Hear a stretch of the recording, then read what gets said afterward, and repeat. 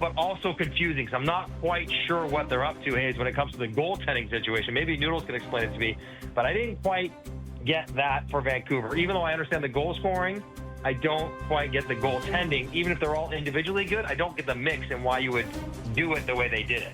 Yeah, no, you make an interesting point there, MJ.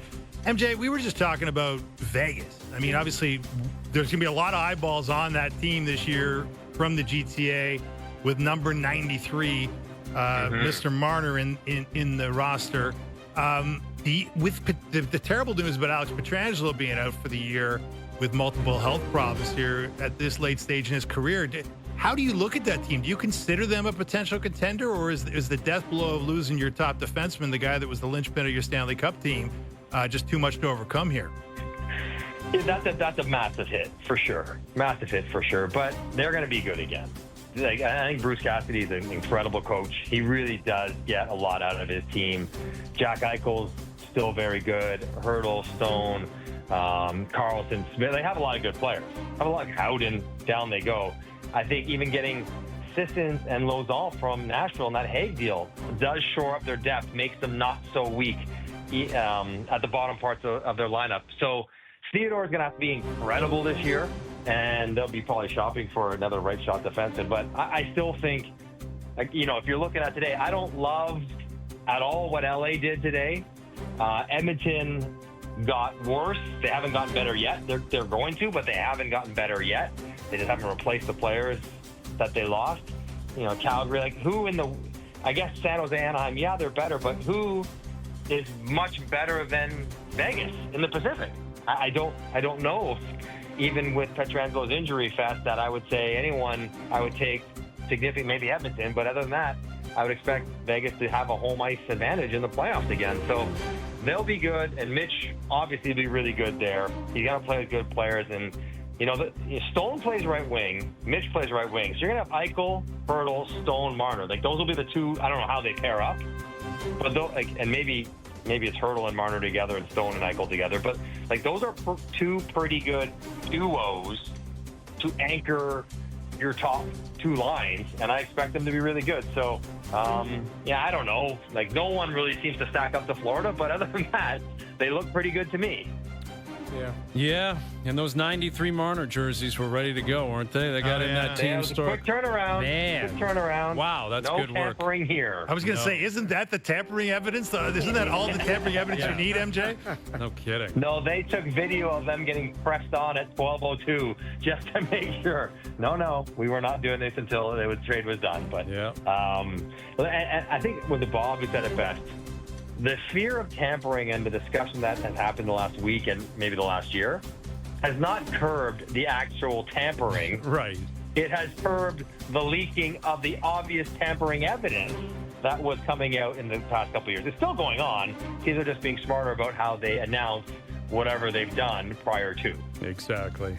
And it sure sounds like Mitch might have had his eyes on the strip down there in Vegas as early as a year ago. So more power to him. He can do whatever he wants. He earned the right to no move. He enforced it. And Leafs fans might not like this, but the reality is he got everything he wanted. He got the market. He got the contract. He got the team. He got he got what he wanted. And, good for athletes for exercising the leverage when they have it. Yep, and that's the reality. He's in Vegas, and his return is going to be quite something, man. It is going to be.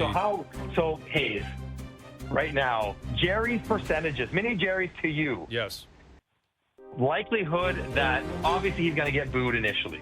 Likelihood that the boos last and are kind of venomous all game, or as compared to just like, they boo them and they sort of forget it. They probably applause when he gets his trippy video. What's the percentage of it getting nasty the whole game? 90%. Like, I don't think it's 100 because 93? Yeah, 93%. That's a better number because it is Toronto, and Toronto's just not wired that way. Like, that building's not generally wired that way. It has been, though, at times. It has been for the whole team when the Leafs fail. It's not going to be Islanders to Virus. No, it won't be anything close to that. Like, it won't be anything close to that. Like, it's, and the Leafs, I guess they probably will show They're going to show some montage. You got to do a video tribute for him. I guess you do. But if it gets booed the whole time, right? What's like, are the you point? inviting negative energy by doing it? Would he be preferred to say, "Don't even bother," because it's going to boo the whole exactly. Here's the other thing, too, guys. The schedule gets out, July 18th or something like that? Soon, yeah. It's soon. How they arrive, and what I mean by that, how Vegas plays here will also build up the vitriol. If Vegas plays the night before in Montreal type of thing, it's like in and out, he's playing there.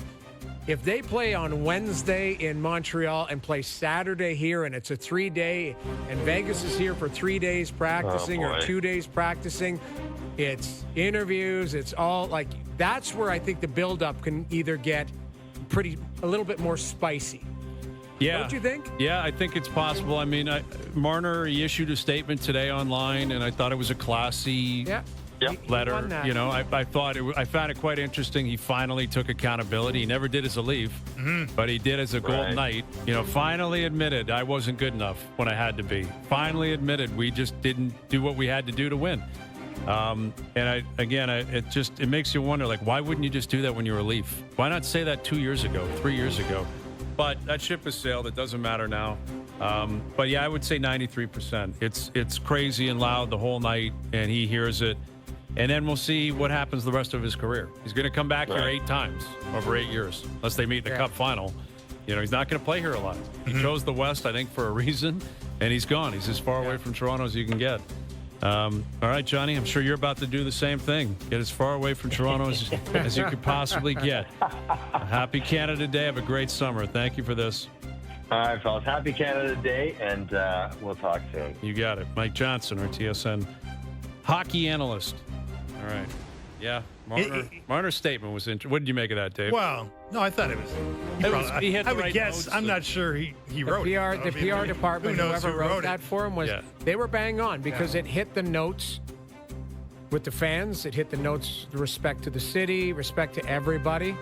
I thought it was. It was the appropriate way to go. It was a 10 out of 10. Yes, it was a really well-worded statement. Was. And it is interesting, though, that no one believes Mitch wrote it himself. Well, we have been in contact with the guy for 9 years. Yeah, it's never really heard the words coming out of his mouth. So. Exactly. Honestly, nobody has a writing background. Unless you're Zach Hyman. I get it. I get it. Like, you do need touch-ups. You do need help in that scenario to sound. Can you imagine if guys actually wrote it and there's spelling errors and, run-on sentences and stuff? You're like, this is... I know. That's what ChatGPT's for now, Noodles. Yeah, you're right. You know? That's true. Correct my grammar. I wonder if you could do it. Mitch Marner, or, you go to ChatGPT and go, write me a goodbye. He probably could. Yeah. I mean, it's really gracious and make me look but good. He took one on the chin. It wasn't good enough. Yeah. It wasn't good enough. Yeah. Change is tough. Not buying that for a second. For a guy that I think for the last year has been dying to get out of here. Well. But anyway, Darren Dreger coming up. Best Bets coming up. Overdrive continues. TSN 1050 and on TSN 2.